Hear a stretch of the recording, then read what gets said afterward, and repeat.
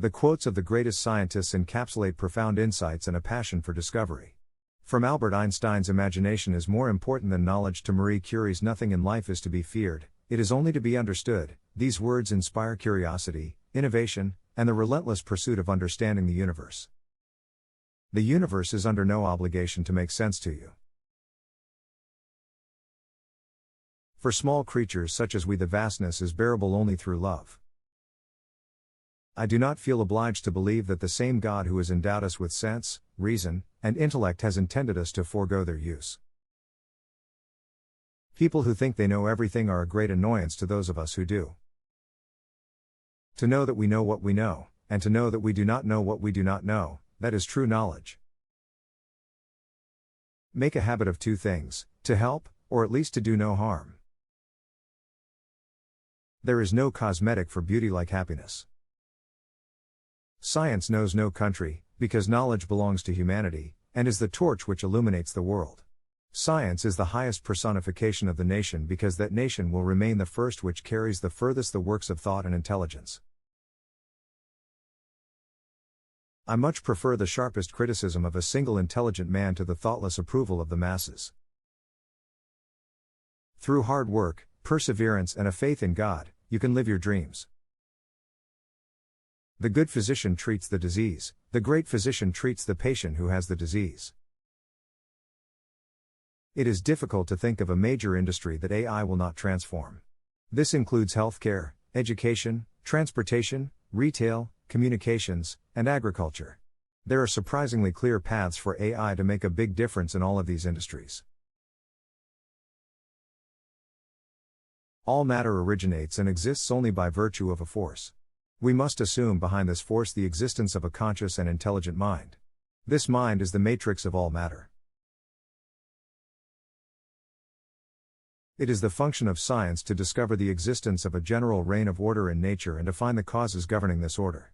And this refers in equal measure to the relations of man, social and political, and to the entire universe as a whole. The art of healing comes from nature, not from the physician. Therefore, the physician must start from nature, with an open mind. We were astonished by the beauty and refinement of the art displayed by the objects, surpassing all we could have imagined. The impression was overwhelming.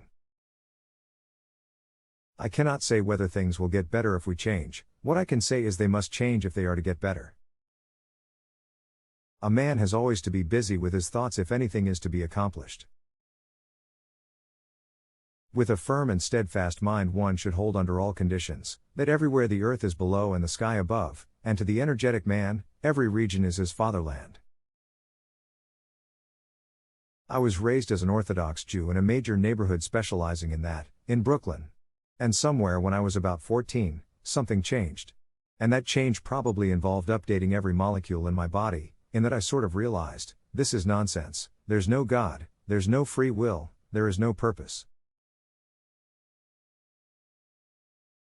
Insulin is not a cure for diabetes, it is a treatment. It enables the diabetic to burn sufficient carbohydrates so that proteins and fats may be added to the diet in sufficient quantities to provide energy for the economic burdens of life.